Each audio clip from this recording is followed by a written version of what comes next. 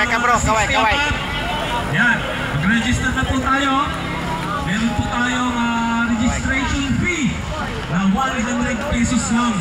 Kung tutusin na wala na itong value yung 100 na yan. Kasi pagkukuha pa lang sa price na 20 pesos na. Pag bumabata, bumili ka ng tinapay, 30 pesos, 50 pesos na yun. Sir. Pag may kasama ka pa,